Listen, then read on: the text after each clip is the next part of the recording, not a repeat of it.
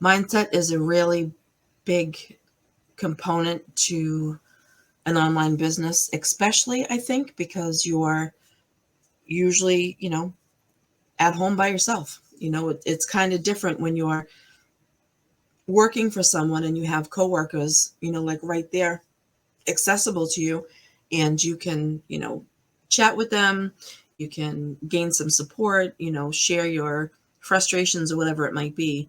But when you're an entrepreneur, typically working by yourself. So that's why it's really important to have a good support network where you can, you know, just kind of go and touch base with people and be like, hey, struggling with this today. How have you guys, kind of overcome it? So today in content creation, I'm certainly not going to dive deep into content creation. It's one of those things where so I've taken several courses.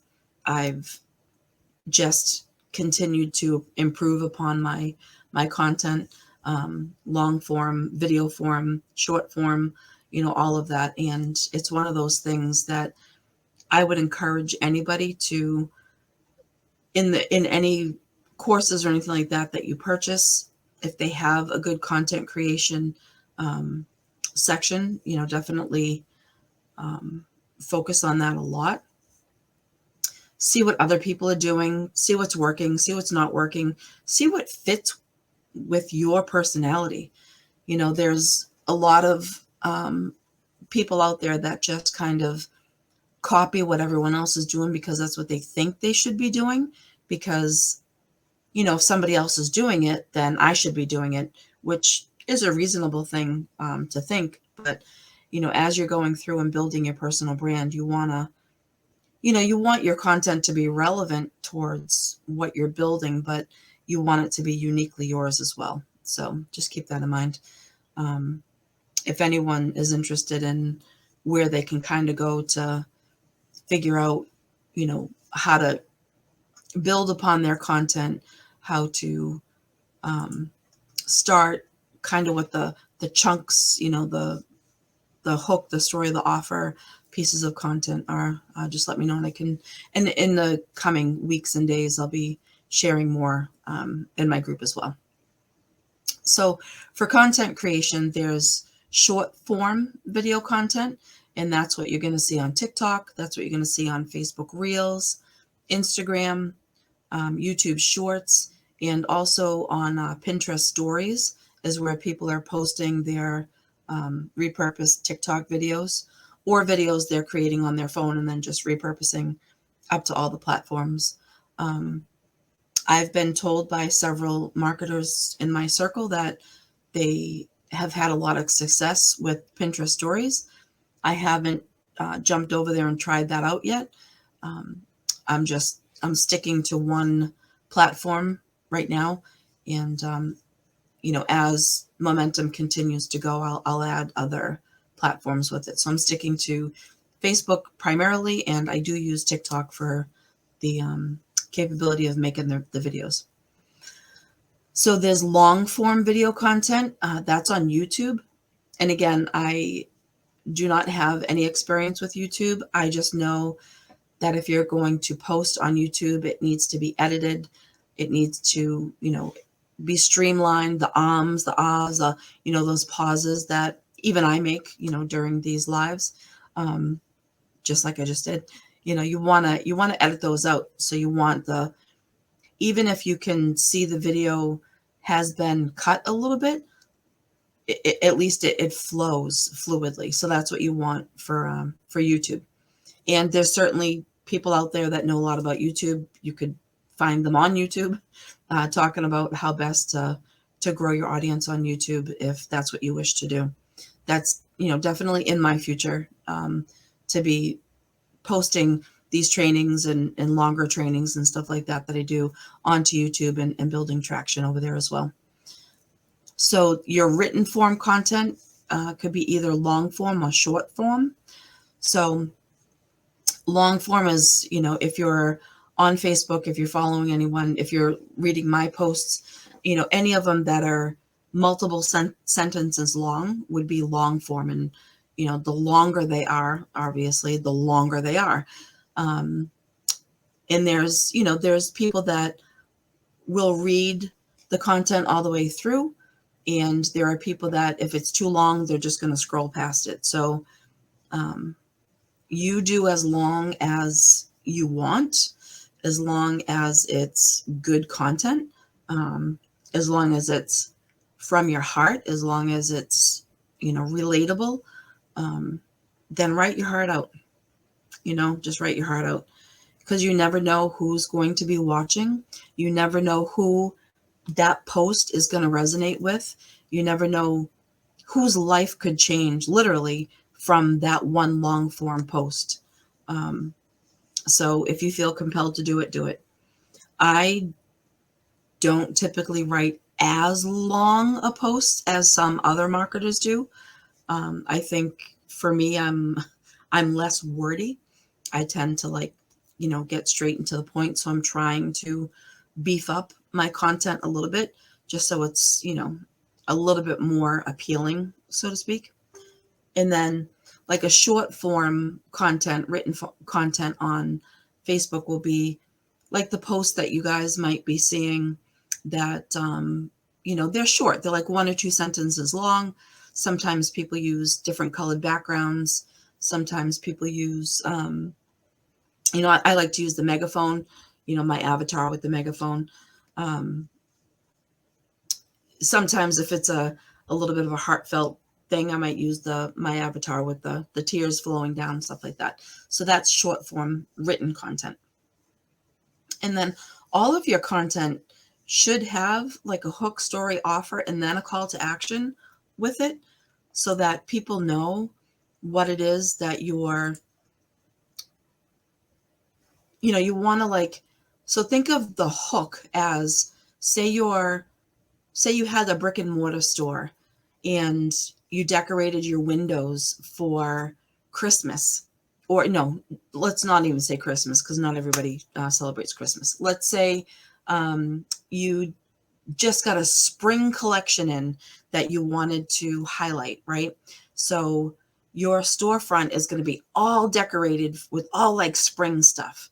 And so that's going to be your hook. People are going to see that storefront and they're going to be like, wow, look at this. Like, let's go check out what's inside, right?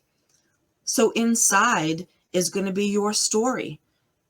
So your hook is the beautiful windows. Inside is your story.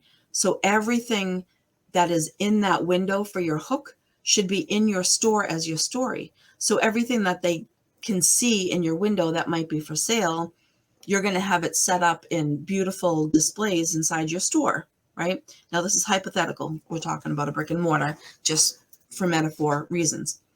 And then your offer is the things that you're selling, right?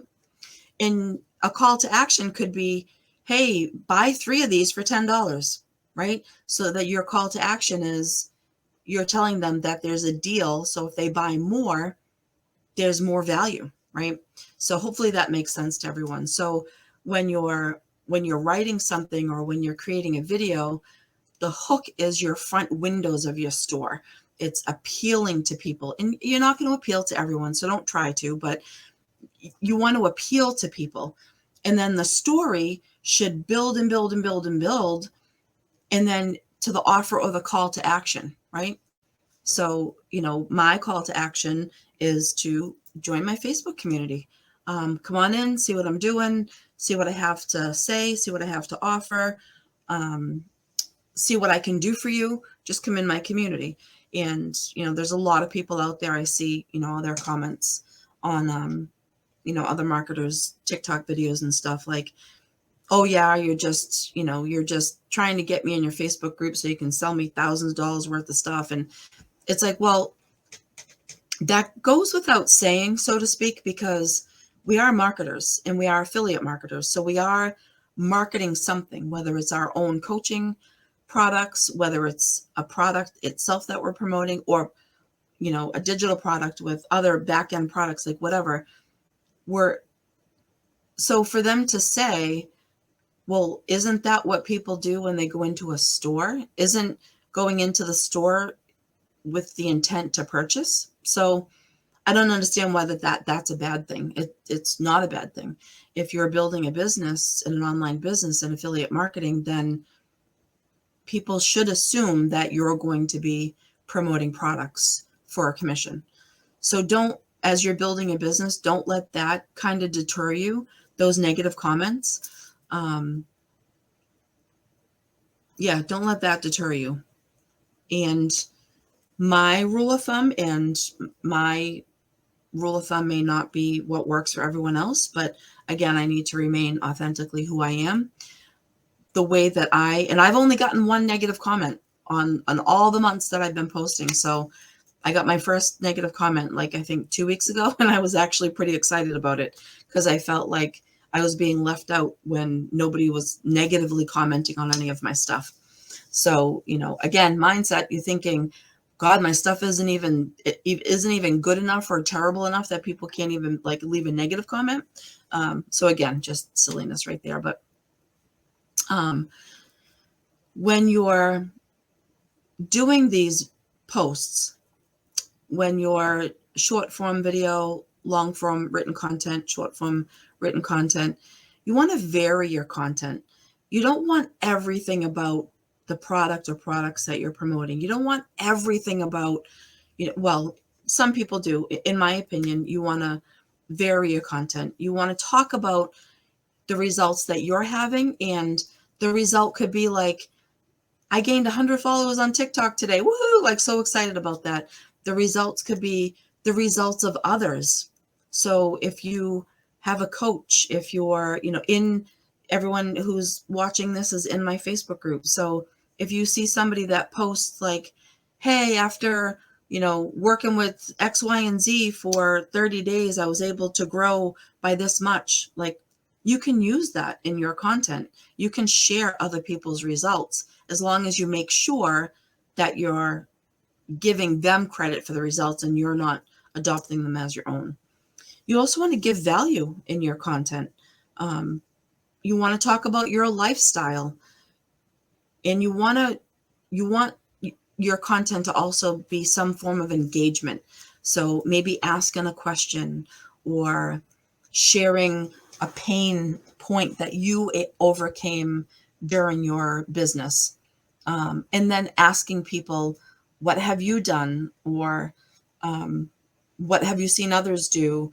Or is this something that you find is, poking at you in your life, kind of thing. So you're looking for people to comment. You're looking for people to, become consumed with that content, because that's good for you.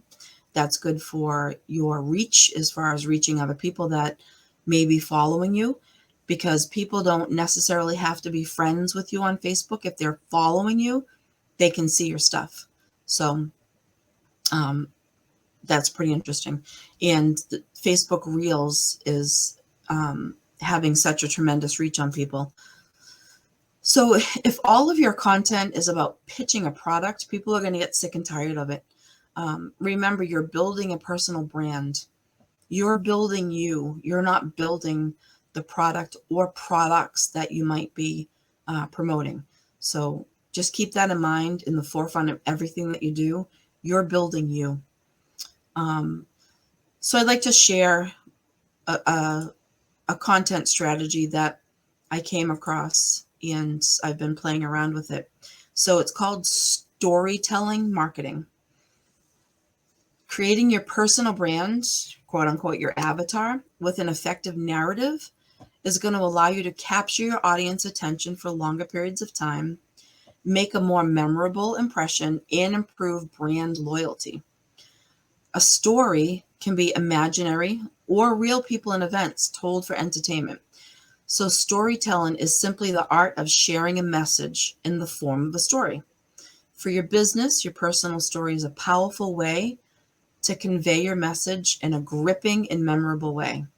So what separates a powerful story that sells your brand from mediocre story that will soon be forgotten? It needs to have a relatable avatar. And this avatar can be you.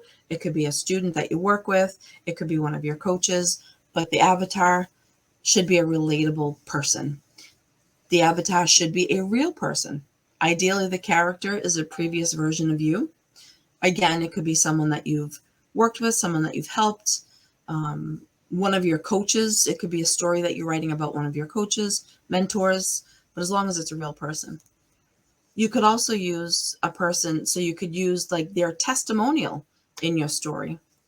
There should be some sort of problem, quote unquote, pain point that this avatar faces, a learning process, and the solution you have, a problem that you're able to solve. Remember, the most compelling stories are those that are the most relatable, and they touch upon your avatar's pain points. So you, like we talked about on day one, knowing your avatar, put the pain points, quote unquote, problems at the beginning of your story, and how will you or the product you're promoting solve the problem. So 4 steps to creating and overcoming pain points. First, you will need to make your avatar the hero of your story. And when we first see them, they have an issue or a problem that they want to solve, or a desire or action they want to achieve. This is most people before they discover a helpful product, right? You know, if you're having a problem with acne, right? You're already having the problem. So you're looking for a solution. You're looking, what can you do to get rid of the acne, right? So similar to